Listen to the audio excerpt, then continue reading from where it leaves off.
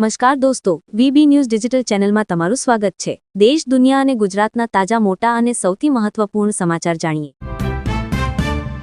જામનગરમાં કુંભારવાડા વિસ્તારમાંથી મોબાઈલ ફોનમાં ક્રિકેટ મેચનો સટ્ટો રમતો શખ્સ પકડાયો। જામનગરમાં જૂના કુંભારવાડા વિસ્તારમાં ગઈકાલે રાત્રે પોલીસે જુગાર અંગે દરોડો પાડ્યો હતો અને જાહેરમાં એક પાનની દુકાને મોબાઈલ ફોન પર ક્રિકેટના રનફેરનો જુગાર રમી રહેલા એક શખ્સની અટકાયત કરી લીધી છે, જેની પૂછપરછ દરમિયાન ક્રિકેટના સોદાની કપાત કરનાર મુખ્ય બુકીનું નામ ખુલ્યું છે। ઉત્તરાયણ પહેલા લાલબત્તી સમાન કિસ્સો, પતંગ વાયરમાં અડી જતા 10 વર્ષના બાળકનું મોત। જામનગર જિલ્લાના લાલપુર તાલુકાના પડાણા ગામમાં એક શ્રમિક પરિવારના 10 વર્ષના માસૂમ બાળક માટે પતંગ જીવલેણ સાબિત થયો છે। ભીની જમીન પર પતંગ ઉડાવી રહેલા બાળકનો પતંગ વીજ તારમાં ફસાઈ જતા તેમાંથી વીજ આંચકો લાગ્યો હતો। બાળકનું સારવાર દરમિયાન કરુણ મૃત્યુ થયું હતું, જેથી શ્રમિક પરિવારમાં ભારે શોકનું મોજું ફર્યું। જર્મન ચાન્સેલર પીએમ મોદીની સાબરમતી આશ્રમની મુલાકાત બાદ ઇન્ટરનેશનલ કાઇટ ફેસ્ટિવલનો પ્રારંભ। વડાપ્રધાન નરેન્દ્ર મોદીનો આજનો દિવસ અત્યંત વ્યસ્ત કાર્યક્રમ ધરાવે છે, જેમાં તેઓ ગુજરાતના અમદાવાદ અને ગાંધીનગરથી લઈને નવી દિલ્હી સુધીના વિવિધ મહત્વપૂર્ણ કાર્યક્રમોમાં હાજરી આપશે। તેમના દિવસની શરૂઆત અમદાવાદના સાબરમતી આશ્રમથી થશે અને તેનો અંત દિલ્હીમાં યુવા સંવાદ સાથે થશે। નડિયાદના પતંગ બજારમાં ઉત્તરાયણ પૂર્વેના અંતિમ રવિવારે ગ્રાહકોનો ધસારો। ઉત્તરાયણના પર્વને હવે ગણતરીના દિવસો જ બાકી રહ્યા છે, ત્યારે પતંગોના શહેર તરીકે ઓળખાતા નડિયાદમાં રવિવારની રજાના દિવસે ખરીદીમાં ભારે ધસારો જોવા મળ્યો હતો। ઉત્તરાયણ પહેલાના આ અંતિમ રવિવારનો લાભ લેવા માટે માત્ર નડિયાદ શહેર જ નહીં, પરંતુ આસપાસના ગ્રામ્ય વિસ્તારો અને અન્ય જિલ્લાઓમાંથી પણ પતંગ રસિયાઓ ઉમટી પડ્યા હતા। ભાવનગર મહાપાલિકા ક્રિકેટ ટૂર્નામેન્ટ રમાડે છે, પરંતુ સ્પોર્ટ્સ કોટામાં ભરતી કરાતી નથી। ઓલ ગુજરાત આંતર કોર્પોરેશન ક્રિકેટ ટૂર્નામેન્ટનું દર વર્ષે આયોજન કરવામાં આવે છે, જેમાં તાજેતરમાં ભાવનગર મહાનગરપાલિકાના યજમાન પદે ઓલ ગુજરાત આંતર કોર્પોરેશન ક્રિકેટ ટૂર્નામેન્ટનું આયોજન કરવામાં આવ્યું હતું। મહાપાલિકા દ્વારા ક્રિકેટ ટૂર્નામેન્ટ રમાડાય છે, પરંતુ સ્પોર્ટ્સ કોટામાં ભરતી કરાતી નથી, તેથી ખેલાડીઓને અન્યાય થઈ રહ્યો હોવાનું જણાઈ રહ્યું છે। લીંબડીના બડોલ ગામમાં માલધારીઓનો ખેડૂતો પર હુમલો। લીંબડીના બડોલ ગામે ખેડૂતો અને માલધારીઓ વચ્ચે બોલાચાલીમાં હુમલો કરવામાં આવ્યો હતો, જેમાં 6 ખેડૂતોને ઈજા થતાં સુરેન્દ્રનગરની હોસ્પિટલમાં ખસેડવામાં આવ્યા હતા। શહેરના દુધરેજ ખોડુ રોડ પર તબેલાની ઓરડીમાંથી જુગારધામ પકડાયું। સુરેન્દ્રનગરના દુધરેજ ખોડુ રોડ પર તબેલાની ઓરડીમાંથી એ ડિવિઝન પોલીસે જુગારધામ ઝડપી પાડ્યું હતું અને જુગાર રમતા 10 શખ્સોને રોકડ સહિતના 4.31 લાખના મુદ્દામાલ સાથે ઝડપી કાર્યવાહી હાથ ધરી છે। આ મામલે પોલીસે ગુનો દાખલ કરીને તપાસ હાથ ધરી છે। સૌરાષ્ટ્રમાં ધ્રુગ્યારી ઉપલેટા પંથકમાં 2.7 તીવ્રતાનો વધુ એક ધરતીકંપ। સૌરાષ્ટ્રમાં ઉપલેટા જેતપુર ધોરાજી પંથકમાં ભૂકંપના આંચકાનો ચાલુ થયેલો સિલસિલો આજે રવિવારે પણ આગળ ધપ્યો છે।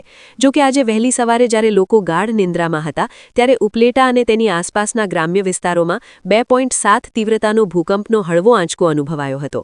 સદનસીબે હજુ કોઈ જાનમાલની નુકસાની નહીં થતા હાશકારો થયો છે। જામનગરમાં વિશ્વસ્તરીય હોસ્પિટલનું નિર્માણ કરવામાં આવશે, મુકેશ અંબાણી।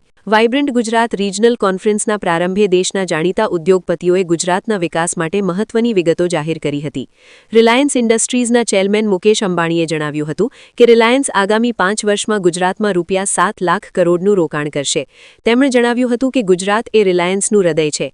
છેલ્લા 5 વર્ષમાં કંપનીએ અહીં ₹3.5 લાખ કરોડનું રોકાણ કર્યું છે। આગામી 5 વર્ષમાં વધુ ₹3.5 લાખ કરોડનું રોકાણ કરશે। ગાંધીનગરમાં ટાઇફોઇડના રોગચાળા વચ્ચે વધુ 10 નવા કેસ નોંધાયા।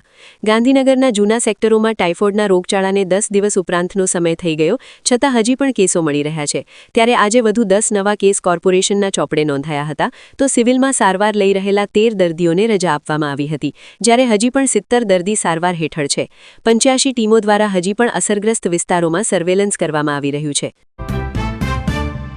વડોદરા બસ ડેપો પર પુણેની મહિલાના 15 તોલા દાગીનાની ચોરી। વડોદરા બસ ડેપો પર પુણેની મહિલાના 15 તોલા સોનાના દાગીનાની ચોરી થતાં તેણે પોલીસ ફરિયાદ નોંધાવી છે। પુણેના દત્તનગર ખાતે રહેતા જાગૃતિ નિલેશભાઈએ પટેલે કહ્યું છે કે ગઈ તારીખ 27મી ડિસેમ્બરે મારી નણંદના લગ્ન પ્રસંગે પતિ સાથે વડોદરા આવી હતી અને તારીખ 28મીએ પરત ફરી હતી।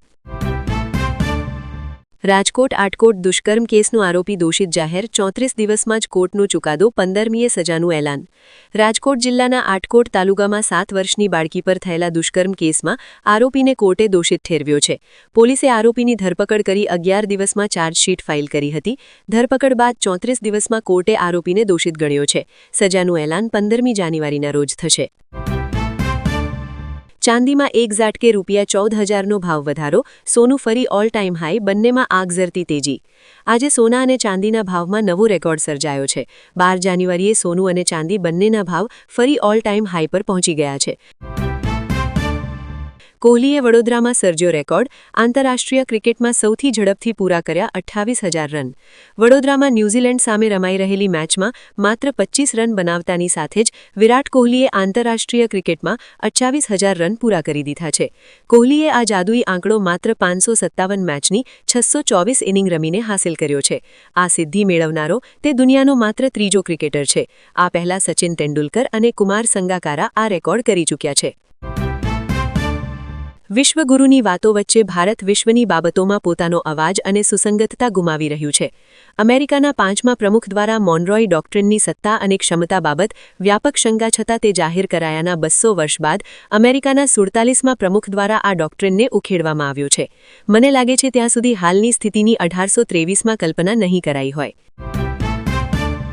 ચોરીની શંકાએ 7 વર્ષના બાળકને ઝાડ સાથે બાંધી નિર્દયતાપૂર્વક માર્યો ઝારખંડમાં માનવતા શર્મસાર ચોરીની શંકામાં કોઈ વ્યક્તિને મારવાના ઘણા મામલાઓ સામે આવતા રહે છે ત્યારે હવે ઝારખંડથી પણ આવો જ એક માનવતાને શર્મસાર કરતો મામલો સામે આવ્યો છે ઝારખંડના રામગઢ જિલ્લામાં ચોરીની શંકામાં એક 7 વર્ષના બાળકને ઝાડ સાથે બાંધી નિર્દયતાપૂર્વક માર્યો આ ઘટનાનો વિડિયો સોશિયલ મીડિયા પર પણ વાયરલ થઈ રહ્યો છે આ મામલે કાર્યવાહી કરતા પોલીસે એક આરોપીની ધરપકડ કરી છે